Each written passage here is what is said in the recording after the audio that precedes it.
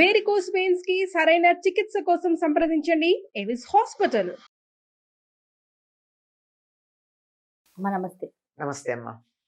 అమ్మా, మన చెప్పులు గుమ్మానికి ఎదురుగుండా వదలొద్దు అని చెప్తారు. దీనికి ప్రత్యేకించి ఏదైనా దిక్కు ఉందా? గుమ్మానికి ఇటువైపు వదలాలి, అటువైపు వదలాలి అని అట్లా ఏమన్నా ఉందమ్మా? గుమ్మానికి ఎదురుగా వదలకూడదమ్మా, అది ప్రధానం. ఎందుకు అంటే గుమ్మాన్ని మనం మహాలక్ష్మిలా భావిస్తాం. అవును. అంటే మనకి మన సంప్రదాయంలో ప్రతిదాన్ని భగవత్ స్వరూపంగా భావించే పద్ధతి ఉంది. ఆఖరికి చెత్తని కూడా మనం చెత్త మహాలక్ష్మిగానే భావిస్తాం. అలాంటిది గుమ్మాన్ని ఎందుకు లక్ష్మీదేవిని భావించాలి? విష్ణుమూర్తి అనుకోవచ్చు కదా, శివుడు అనుకోవచ్చు కదా, లక్ష్మిగా ఎందుకు అనుకుంటాం అంటే లక్ష్మీదేవి అంటే పసుపు కుంకాలు పెడతాం, అమ్మవారు అనుకుంటాం కాబట్టి దాన్ని లక్ష్మీదేవి అంటే తప్పనిసరి మనం దానికి పసుపు రాస్తాం. పసుపు రాయడం వల్ల ఏం జరుగుతుంది? లోపలికి అనేక రకాలైన క్రిమికీటకాలు రావు. చాలా ఆరోగ్య సూత్రాన్ని అనుసరించే చేసేటటువంటిది. ఆ విధంగా లక్ష్మీదేవిలాగా భావించేటటువంటి గుమ్మా దగ్గర ఎదురుగా చెప్పులు వదిలేమంటే ఏమిటది అర్థం? ఇప్పుడు నువ్వంటే నాకు గౌరవం ఉంది, మంచిదానివని వచ్చి నువ్వు అక్కడ కూర్చుంటే నీ ముందు నీ చెప్పులు వదిలి అక్కడికి పక్కనకి వెళ్ళి కూర్చున్నాను ఎట్లా ఉంటుంది? అమర్యాద కదమ్మా. అంతే, బాధ అనిపిస్తుంది. మరి లక్ష్మీదేవిని అమర్యాదగా చూడొచ్చా మనం? చూడండి. అది గుమ్మం మీద కూర్చోకూడదు, గుమ్మాన్ని తన్నకూడదు. అంటే ఇప్పుడు గుమ్మాలే లేకుండా మనం ఫ్లాట్స్ కట్టుకుంటున్నాం అనుకోండి, కానీ గుమ్మం ఉంటే మాత్రం దాటి రావాలే తప్ప కాలు ఎత్తివేసి దాని మీద కాలు పెట్టి రాకూడదు. ఇట్లాంటివన్నీ చెప్పి అంత గౌరవంగా చూసేటటువంటి గుమ్మానికి ఎదురుగా చెప్పులు వదిలేస్తే ఎంత అమర్యాద! అంటే లక్ష్మి పట్ల నీకు లక్ష్యం లేదు, గౌరవం లేదు. గౌరవం లేని చోట లక్ష్మి ఉంటుందా? ఎందుకు ఉండాలి అసలు? ఉంటుందా లేదా తర్వాత ఎందుకు ఉండాలి? నన్ను గౌరవించని చోట నేను ఎందుకు ఉంటానమ్మా? లక్ష్మిని గౌరవించని చోట లక్ష్మీదేవి ఉండదు. అంత తేలిగ్గా అర్థమయ్యే విషయం అన్నమాట. అట్లా ఉండేటటువంటి దాని దగ్గర చెప్పులు ఎదురుగా వదలకూడదు అని చెప్తారు. పైకి ఇంకొకటి, చెప్పులు వదలడంలో పద్ధతి ఉంది.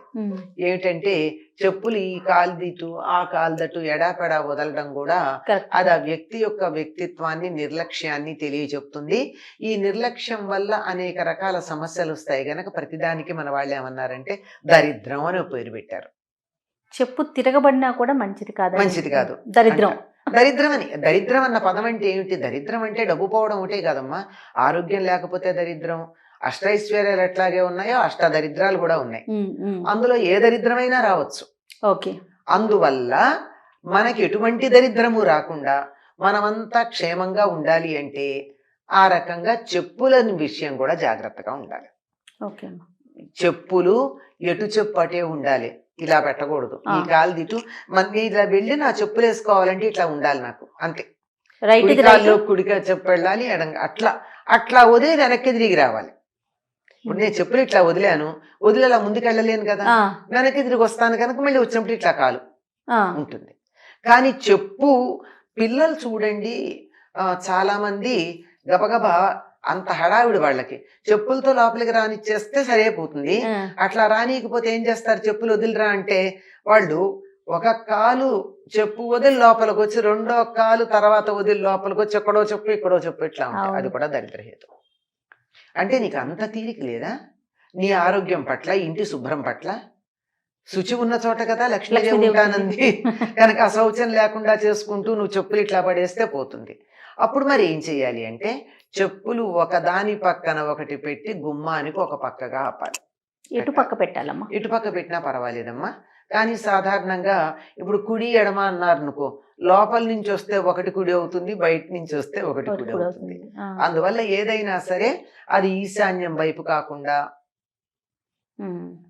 వీలైతే ఉత్తరం తూర్పు కూడా కాకుండా ఉండేట్టుగా వదలడం మంచిది. కానీ తూర్పు సింహద్వారం ఉన్నప్పుడు ఏం జరుగుతుంది?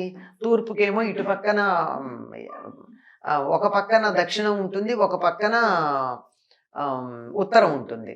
అప్పుడు ఉత్తరం వైపు కాకుండా, తూర్పు ద్వారం ఉన్నప్పుడు ఉత్తరం వైపు కాకుండా ద్వారానికి దక్షిణం వైపుగా ఇప్పుడు అది కుడి ఎడమ అనే దానికని ఇప్పుడు ద్వారం ఇది ఉంది, ఇటు దక్షిణం, అంటే మన కుడి చేతి వైపు ఏదైతే ఉంటుందో అది దక్షిణం అవుతుంది, ఇటు పక్క ఉత్తరం అవుతుంది. అందుకని ఈ దక్షిణం ఎటుంటే అది బయట విప్పినా లోపలి విప్పినా ఇటు దక్షిణం వైపు ఎటుంటే అటు పెట్టడం మంచిది. అంతేగాని అంటే అవకాశం ఉంటే, లేకపోతే ఇప్పుడు ఇక్కడికే తలుపుండి ఈ గోడకు ఆనుకుని ఇట్లా సింహద్వారం ఉందనుకో, తప్పని పరిస్థితుల్లో అక్కడ పెట్టుకుంటాం. అందుకని మరీ సింహద్వారానికి ఆనుకుని కాకుండా కొంచెం అవతలగా పక్కగా కనుక పెట్టుకున్నట్టయితే మంచిది. ఆ చెప్పులు విప్పే తీరుని బట్టి, చెప్పులు ఆ ఇంట్లో ఎలా అరేంజ్ చేస్తున్నాయో దాన్ని బట్టి ఇంట్లో వ్యక్తుల యొక్క మనస్తత్వాన్ని లెక్క కడతారట చాలా మంది. ఓకే, సో దాన్ని బట్టి జాగ్రత్తగా పెట్టుకోవాలి. అంతేకాదమ్మా, కొన్ని చోట్ల మీరు సమావేశాలకు పెడతారు, చెప్పులు విప్పి లోపలికి వెళ్ళాలి. కొన్ని సమావేశాలు అక్కడ చెప్పులు ఏ రకంగా బయట వదిలి ఉన్నాయో దాన్ని బట్టి ఆ సమావేశంలో పాల్గొన్న వాళ్ళు ఆ సమావేశం యొక్క ఘనత తెలుస్తుంది. ఎంత లెక్క కడతారమ్మా చూడండి, ఎక్కడికి. ఇప్పుడు కొన్ని చోట్ల ఆధ్యాత్మిక సమావేశాలు ఉన్నాయి. ఆధ్యాత్మిక సమావేశాలు అయినటువంటి చోట మీరు చూస్తే మీకే సిగ్గేస్తుంది, మీరు చెప్పు అక్కడో ఇక్కడ వదిలేయడానికి. మీకన్నా ముందు వెళ్ళిన వాళ్ళందరూ ఒకదాని పక్కన ఒకటి షోకేస్ లో బొమ్మల్లాగా పెట్టుంటాయి చెప్పులు. మీరు ఎడాపెడా వదలగలరా చూస్తే? సిగ్గేదు. అదే మరి మీరు కూడా అలాగే పెడతారు. అంటే ఇలా పెట్టిన ఆధ్యాత్మిక సమావేశాలు ఏవైతే ఉన్నాయో ఆ ఉన్న వాళ్ళందరూ నిజమైన సాధకులు, మంచి క్రమశిక్షణ కలవాళ్ళు, ఉన్నత స్థానానికి వెళ్ళడానికి అధికారం కలిగిన వాళ్ళని అర్థమవుతుంది. అది పెద్ద ఆధ్యాత్మిక సంస్థ అండి, అబ్బో పెద్ద సమావేశం, కానీ చెప్పులు మాత్రం గుట్టలు ఉన్నాయి అక్కడ. నా చెప్పు వెతుక్కోవడానికి నాకు 3 గంటలు పడుతుంది బయటకు వచ్చాక. అట్లాంటి చోట్ల ఏం ఆధ్యాత్మికత ఉన్నట్టు?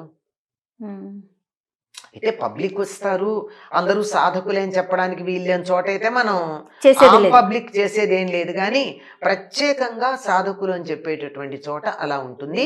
అదే ఇంట్లో పాటిస్తే అంతటి సాధన మన ఇంట్లో కూడా జరుగుతున్నట్టు, ప్రత్యేకంగా వెళ్లకుండా. అంటే ఒక్క అంశాన్ని గురించి కూడా మన పెద్దలు ఎన్ని విషయాలని దాంట్లో జోడించి ఎంత బాగా చెప్పారో. చెప్పులు వదలడం ఎట్టా అనే దాన్ని బట్టి మనిషి వ్యక్తిత్వాన్ని చెప్పడం. మనిషి కాదు, కుటుంబం, సంస్థ, మొత్తం అన్నిటికీ కూడా.